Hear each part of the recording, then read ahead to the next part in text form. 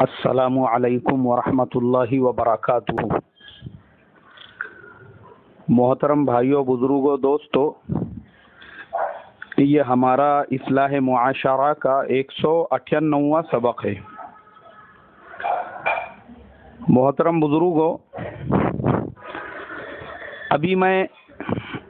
ایک حدیث پڑھتے بیٹھا تھا فضائل حج کے اندر۔ اللہ کے پیارے نبی صلی اللہ علیہ وسلم نے اپنے صحابہ سے فرمایا کہ اے میرے صحابہ، ایک زمانہ ایسا آئے گا کہ میری امت کا اعلیٰ طبقہ جو ہے، اپر کلاس جو لوگ ہیں، وہ حج اور عمرہ اس لیے کریں گے تاکہ ان کی سیر و تفریح ہو، اور متوسط طبقہ میڈیم کلاس کے لوگ اس لیے حج اور عمرہ کریں گے تاکہ اس کے ذریعے سے تجارت کر سکے، اور میری امت کے علماء اس لیے حج اور عمرہ کریں گے تاکہ ان کی شہرت ہو، اور میری امت کے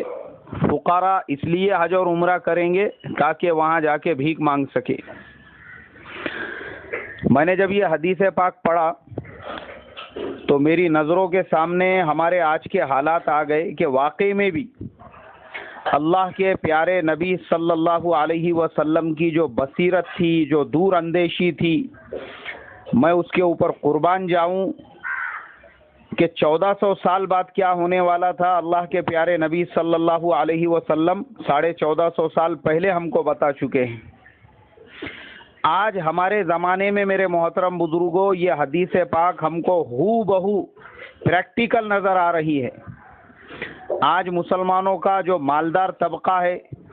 بڑے بڑے ملینئرز ہے، بڑے بڑے پیسے والے ہیں، مال والے ہیں، آج ایک فیشن بن چکا ہے عمرے کو جانے کے لیے۔ ہر گلی سے، محلے سے ہفتے میں، 15 دن میں، مہینے میں 8-10 لوگوں کی جماعتیں جا رہی ہے، سننے کو مل رہا ہے یہ جا رہا ہے، وہ جا رہا ہے، لیکن وہاں جانے کا مقصد ہمارا فوت ہو چکا ہے۔ پہلے زمانے میں کوئی حج کے لیے جاتا تھا، عمرے کے لیے جاتا تھا تو اس کے دل کی کیفیت چینج ہو جاتی تھی، وہ لوگوں سے ملتا تھا، روتا تھا، گڑ گڑاتا تھا، معافی تلافی کرتا تھا۔ لیکن یہ معافی تلافی وغیرہ تو ختم ہو چکی ہے، نہ کوئی کسی کو ملنے تیار ہے، نہ معافی تلافی کرنے کے لیے تیار ہے،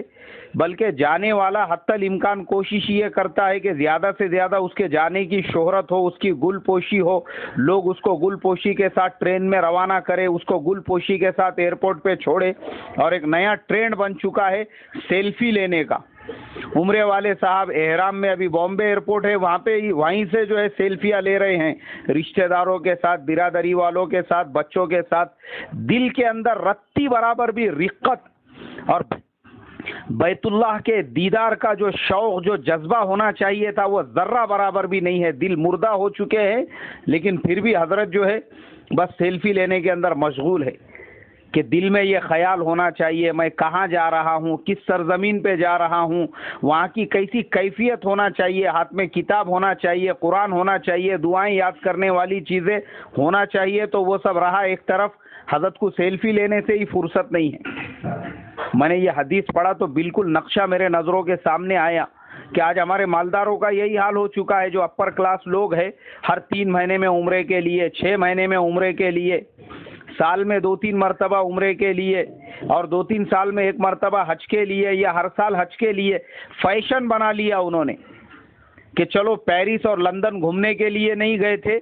تو مکہ مدینہ گھومنے کے لیے چلے گئے، وہیں سے اپنی تفریح کر کے آ گئے، وہیں سے شاپنگ کر کے آ گئے، وہیں سے سونے چاندی کے زیورات خرید کے آ گئے، وہیں سے کپڑے لتے خرید کے آ گئے۔ ایک انہوں نے مکہ اور مدینہ کو جو ہے ٹورسٹ پلیس بنا کے رکھ دیا ہوا ہے۔ حضور نے 1450 سال پہلے فرمایا تھا، آج ہم اپنی آنکھوں سے دیکھ رہے ہیں۔ اور میں نے دیکھا ہوں عرفات کا مقدس میدان، ایک دم لیمیٹڈ وہاں پہ ٹائم ہوتا ہے، ظہر سے لے کے تو مغرب تک، لیکن ہمارے قریب میں بڑے بڑے جو ملینئر اور مالدار اور جو بڑے اپر کلاس کے لوگ ہوتے ہیں، ان کے چند نوجوان وہاں پہ تھے۔ ان کو رتی برابر بھی اس بات سے کوئی لینا دینا نہیں ہے کہ ہم عرفات کے میدان میں ہیں، یہاں پہ وقوف عرفہ حج کا رکن اعظم ہے، کھڑے ہو کے اللہ سے گڑ گڑانا ہے، دعائیں کرنا ہے۔ یہ وہ دن ہے جس دن اللہ کے نبی نے فرمایا کہ اللہ سب سے زیادہ لوگوں کو جہنم سے خلاصی اور نجات عطا فرماتے ہیں۔ وہ سب چھوڑ چھاڑ کے وہ احرام کی حالت میں عرفات کے میدان میں بچے لوگ، نوجوان، وہ مال کے بیس پہ وہاں تو پہنچ گئے، لیکن وہ بیٹھے ہوئے ہیں موبائلوں پہ گیم کھیلتے ہوئے، ہنسی مذاق کرتے ہوئے، ویڈیو دیکھتے ہوئے۔ ان کو رتی برابر بھی دعا سے کوئی لینا دینا نہیں ہے، وقوف عرفہ سے کوئی لینا دینا نہیں ہے، بس مال کے بلبوتے پہ آ گئے اور اپنا وقت وہاں پہ گزار کے نکل گئے۔ اور پھر اللہ کے نبی نے وہ جو دوسرا طبقہ بتایا ہے کہ مڈل کلاس کے لوگ وہ بزنس کے حساب سے جائیں گے، آج یہی ہو رہا ہے۔ کئی لوگ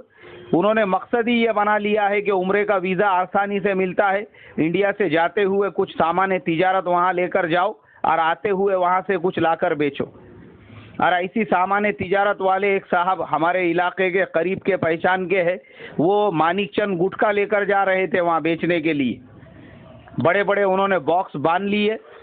اور پتہ چلا کہ بھائی عمرے کے لیے جا رہے ہیں یا حج کے لیے جا رہے ہیں، برابر سے چیکنگ نہیں ہوتی ہے۔ لیکن جب وہاں پر پہنچے جدہ ایئرپورٹ کے اوپر تو وہاں پہ اسکیننگ مشین کے اندر وہ اچھی طرح سے واضح ہو گیا کہ حج کے سامان کے اندر مانک چند کے بڑے بڑے ڈبے رکھے ہوئے ہیں۔ وہ سب کھولا گیا، ان کو پکڑا گیا،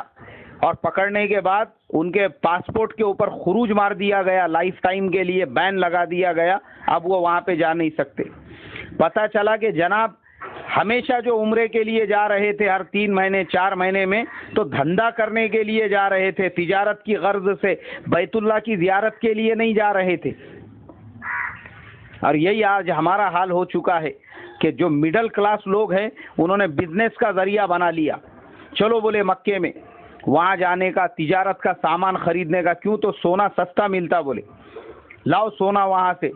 چھٹاک سونا، 100 گرام سونا، 200 گرام سونا، یہاں تک کہ لوگ آدھا آدھا کلو سونا لے کر آ رہے ہیں۔ تو کیا ایسے عمرے کا فائدہ ہے جو تجارت کی غرض سے آدمی کر رہا ہے اور وہاں جا کے ایسے دھندے کر رہا ہے؟ اللہ معاف کرے میرے محترم بزرگوں، فیشن بنا لیا آج ہم نے، فیشن، عمرہ کرنے کو، حج کرنے کو فیشن ہمارے دلوں میں رتی برابر بھی وہ رقت نہیں رہی، وہ کیفیت نہیں رہی، فیشن بنا لیا ہم نے۔ اور سیلفی، اللہ معاف کرے کہ یہ جو فوٹو لینے کا جو سسٹم ہے، سیلفی لینے کا، میں تو دیکھ رہا ہوں کہ ایک دوست میرے ابھی پچھلے مہینے عمرے سے واپس آئے بیچارے، وہ عالم حافظ نہیں ہے، کوئی دین کے لائن سے زیادہ جڑے ہوئے نہیں ہیں، لیکن انہوں نے ایسی کیفیت، ایسے روندھی ہوئی آواز میں، ایسی روتی ہوئی آواز میں بیان کی کہ کہا مولانا ایسا دل میں کڑھن پیدا ہوتی ہے جب میں نے دیکھا کہ 80% لوگ وہ بیت اللہ کے طواف کو چھوڑ کر، اس کی زیارت کو چھوڑ کر، اس کی عبادت کو چھوڑ کر وہ سیلفی لینے میں لگے ہوئے ہیں، وہاں پہ فوٹو لینے کے اندر لگے ہوئے ہیں۔ یعنی یہاں سے وہ گئے اسی مقصد کو لے کر کہ وہاں سے سیلفی نکال کے جو ہے ہم فیس بک کے اوپر ڈالیں گے یا لوگوں میں فرینڈس کے اندر اس کو شیئر کریں گے، لوگوں کو بتائیں گے ہم وہاں پہ ہے بول کے۔ کتنی غلط بات ہے یہ۔ اور ایک کو دیکھا میں نے، وہ بیت اللہ کے سامنے جو ہے ہمارے انڈیا کا ترنگا جھنڈا لے کے کھڑا ہوا ہے اور اس کی فوٹو لے رہا۔ اب میں بولنے کو ایسے ایسے الفاظ میری زبان پہ آ رہے ہیں مگر میں بول نہیں پا رہا ہوں، چونکہ وہ احرام کی حالت میں ہے اور بیت اللہ کے سامنے ہے۔ کیا ضرورت ہے اس کو وہاں جا کے دیش بھکتی بتانے کی؟ اس کو ڈر لگ رہا تھا انڈیا میں آتے جو اس کو ذبح کر دیں گے بول کے، دیش کا تو دیش دروہی ہے بول کے۔ ارے کیا ضرورت ہے بیت اللہ کے سامنے وہ جھنڈے کو لے جا کے پھیلانے کی اور اس کی فوٹو لینے کی؟ کیا کتنی غلط بات ہے یار، بیت اللہ کے سامنے جا کے وہاں پہ ایسی حرکت کرنا اور وہ جھنڈے کو لے جا کے فوٹو لینا، مطلب کیا بتانا کیا چاہتا ہے یہ آدمی؟ اتنے زیادہ ہم ذلیل ہو چکے ہیں، اتنے زیادہ گر گئے کہ ڈر لگ رہا ہے انڈیا کی گورنمنٹ سے، تو آپ شو کرانا چاہتے کہ ہم بہت زیادہ دیش بھکت تھے، وہاں جانے کے بعد میں بھی ہم نے ترنگا جھنڈے کی فوٹو لی ہے بول کے۔ کیا اسی مقصد کے لیے، یا اس کو بھیجا تھا کسی نے انڈیا سے پیسے وغیرہ دے کے کہ وہاں جا کے ایسی فوٹو لے اور اس کو شو کر بول کے؟